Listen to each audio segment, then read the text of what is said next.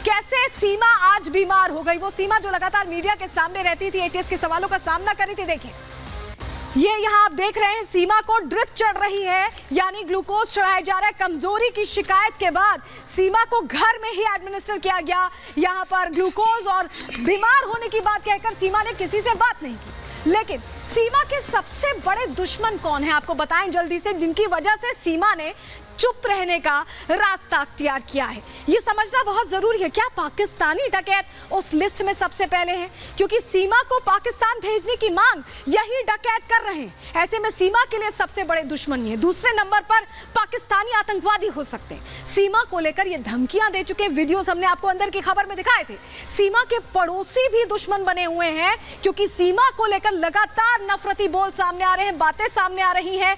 क्या कट्टरपंथी भी सबसे बड़ा खतरा है सीमा के लिए? क्योंकि धर्म बदलने पर एक्शन होने की बात कही जा रही, कहा जा रहा है कि एक्शन लिया जाएगा। वहीं गुलाम हैदर भी क्या सबसे बड़ा दुश्मन बन चुका है? क्योंकि सीमा हिंसा का आरोप लगा चुकी है, कह चुकी हैं कि गुलाम हैदर जुल्म ढाते थे। और चलिए दूसरी तस्वीर आपको हम दिखाएंगे। दूसरी तस्वीर आपको दिखाएं उससे पहले एक और जानकारी। ईश निंदा कानून जो है, क्या वो अब मुश्किल बनने वाला है सीमा हैदर के लिए? हम क्यों ऐसा कह रहे हैं, आपको जरा ग्राफिक्स के जरिए पूरी जानकारी देते हैं, क्योंकि यह जानकारी आपके लिए बहुत अहम है। बहुत अहम है ये जानकारी। आज़ादी के बाद से देखिए पाकिस्तान 1415 केसेस हैं ऐसे जो ईश निंदा कानून की सीमा में आते हैं। क्या सीमा फंसने वाली है, इसके लिए हम जानकारी के साथ आपको बता रहे हैं। 80 के दशक में कानून में कुछ धाराएं जोड़ी गई थी, और ये धाराएं मुश्किल खड़ी कर सकती हैं सीमा के लिए, क्योंकि ईश निंदा पर मौत तक की सजा का प्रावधान है। जब से भारत आई हैं सीमा हैदर,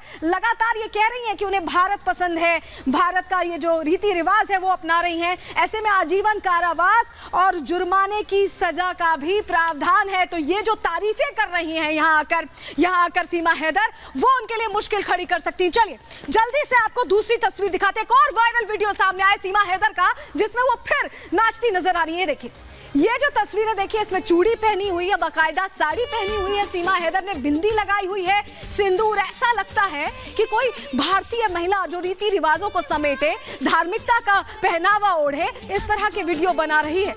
लेकिन पूरी टाइमलाइन जान लीजिए, क्योंकि सीमा हैदर को भारत आए अब काफी वक्त हो गया। कैसे सीमा हैदर भारत आई, कब पहुंची, कहां छुपी, कहां ठिकाना लिया, जरा जल्दी से आपको बता देते हैं। देखिए जिस तरह से आप भूल भुलैया देख रहे हैं, ऐसे ही घूम रही है सीमा अलग अलग जगहों पर। इसीलिए हम आपको ग्राफिक्स के जरिए जानकारी दे रहे हैं। 10 से लेकर 17 मार्च तक न्यू विनायक होटल काठमांडू में रही थी। कहा गया बच्चों के बिना पहुंची थी और इसी दौरान शादी हुई थी, ये भी कहा गया। हालांकि 2 फोटोज उसके वायरल हो रहे हैं। 19 मार्च से 9 मई के बीच कराची पाकिस्तान लौट गई थी, फिर उसके बाद दोबारा आती है नेपाल। 10 से 12 मई के बीच काठमांडू पोखरा में रहती है, और यहाँ सचिन उसके साथ होता है, और उसके बाद बच्चों के साथ आई थी इस बार 13 मई से 30 जून के बीच रबुपुरा, ग्रेटर नोएडा, जो सचिन मीणा का घर है, वहां रह रही थी। 1 से 4 जुलाई के बीच बताया गया कि जब ये अर्जी देने की कोशिश कर रहे थे, वकील को उन्होंने जानकारी दे दी थी। उस दौरान जब सपोर्ट नहीं मिला, क्योंकि आइडेंटिटी प्रूफ नहीं था, तो बल्लभगढ़ हरियाणा चले गए। 5 से 7 जुलाई के बीच सलाखों के पीछे आ गई, क्योंकि पुलिस को जानकारी वकील ने दे दी थी और सीमा को पकड़ लिया गया था। 7 से 16 जुलाई के बीच सचिन के घर वापसी होती है, रिहाई होती है, रबुपुरा में ही रहती है। और उसके 17 से 19 जुलाई एटीएस एंटी टेरर स्क्वाड पूछताछ करती है, सवालों की पूरी फेहरिस्त के साथ, क्योंकि शक के दायरे में सीमा लगातार रही। और 20 जुलाई का वो दिन सचिन के रिश्तेदार के घर पर चली गई। एटीएस से पूछताछ के बाद बिल्कुल मीडिया के सामने नहीं आ रही थी, बातचीत नहीं कर रही थी। 21 जुलाई भी सचिन के घर रबुपुरा में ही रह रही थी, लेकिन बहुत लो प्रोफाइल। तो 22 जुलाई का दिन है आज का दिन, जब तबीयत खराब हो गई, ग्लूकोज चढ़ाना पड़ा। तो ये हालात है।